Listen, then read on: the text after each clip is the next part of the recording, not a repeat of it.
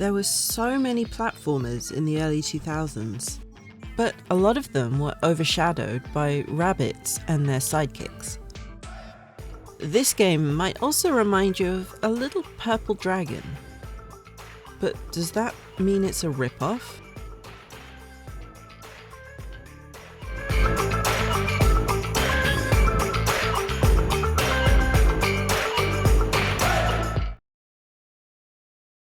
Scalar was released in 2004 on PS2 and Xbox worldwide, and GameCube in US regions.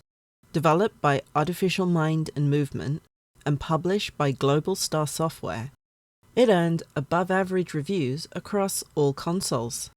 Positive reviews said it was just plain fun, with a humorous and solid plot, with it being a prized childhood memory. Negative reviews, of which there weren't very many, said it was generic, dull, and cliché, and aspects of the game triggering for this reviewer's common sense. No, I didn't really get it either.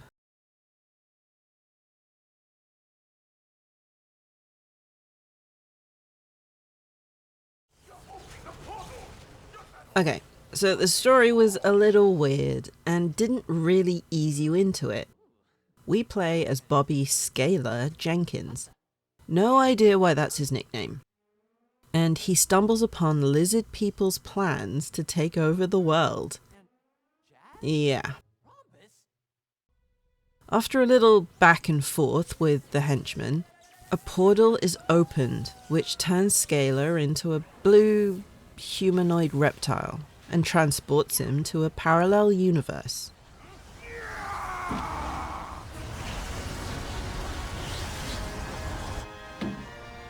Get that lizard before he ruins everything!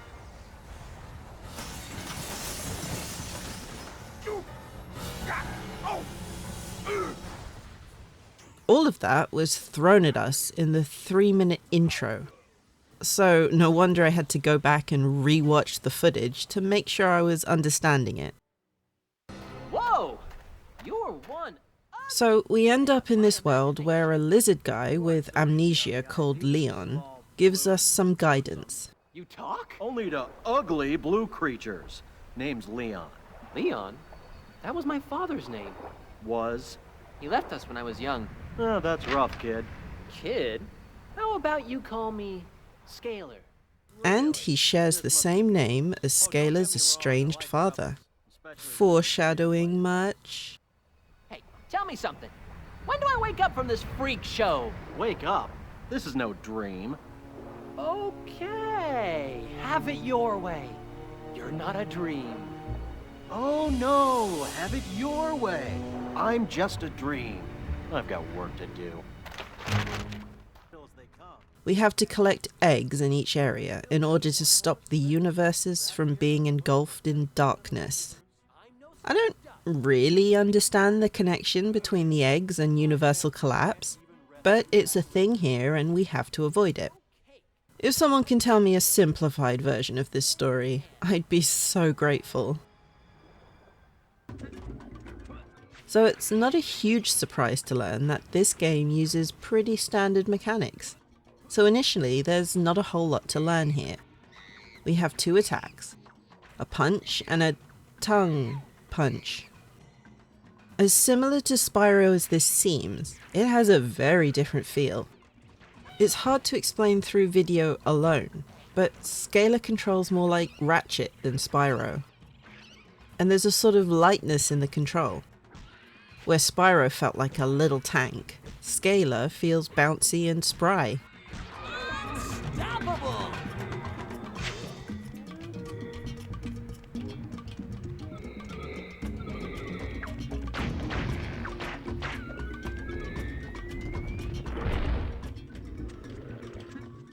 The graphics are really good for a 20-year-old game, and the level design is detailed and fantastical. I like the character design, very reminiscent of Ratchet and Clank, but in a good way. There's loads of stuff to smash and little enemies to swing away at while we work through the level. We collect little glowing orbs, but we're not told what they're for just yet. There's tutorial platforms dotted around so we can learn as we go along without being totally dragged away from the game.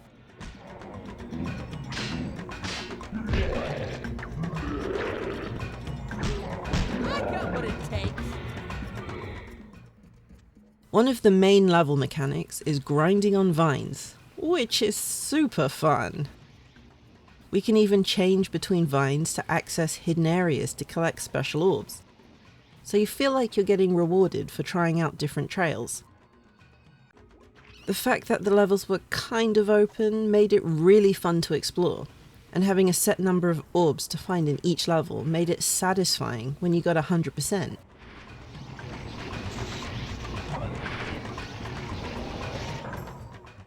The big draw of this game is the shape-shifting.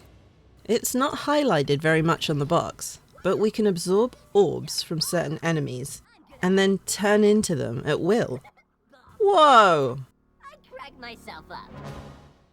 I really love this, as it makes the puzzles in levels a little more challenging at times, and even gives you different ways to defeat enemies when you stumble into these little arenas.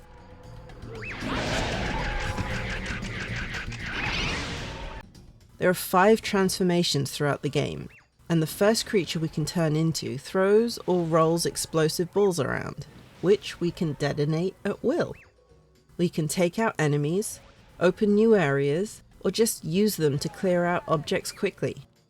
We can't use our normal attacks while in a changed form, and our jumping is quite limited, but we can change back and forth as much as we like, which does make for interesting combat situations. Why this wasn't the main hook of this game, I'll never know, because it makes it so unique, especially when you look at the other games that were released at the same time. Like Azurik, it had some great mechanics that I haven't seen before or after that game, and it's such a missed opportunity. The orbs we collect go towards upgrades, which we get from Leon and his giant, flying, reptilian, pointy tooth thing.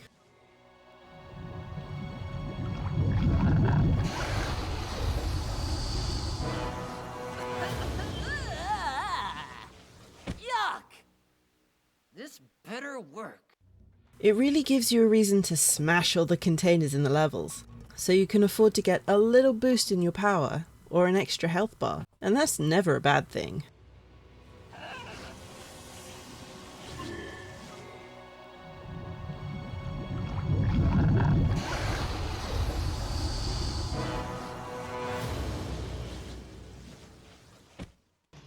I have a feeling this will be nostalgic for a lot of people, and for others, they'll never have heard of it.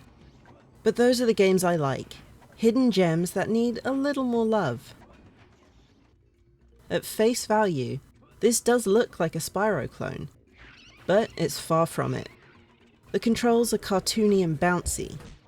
The overall design feels less linear and more open world, and the story is way more convoluted. The biggest thing they should have focused on when advertising this was definitely the transformations. They changed the entire feel of the game, and it sets it apart. It's reduced to a single bullet point on the box, but it should have been plastered on the front cover, in my opinion. It would have stopped people thinking that Scalar was just another terrible ripoff or clone. I feel like I'm creating a whole new gang of early 2000s platformers we should love more, and Scalar definitely joins Kaya, Haven, and Azurik. If you like your early 2000s platformers, unique mechanics that are done well, and uncovering forgotten gems, Scalar might be your next favourite game.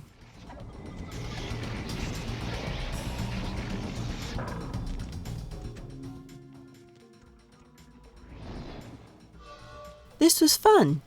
Let's do it again sometime. And if you like what you saw, don't forget to subscribe and leave a like down below.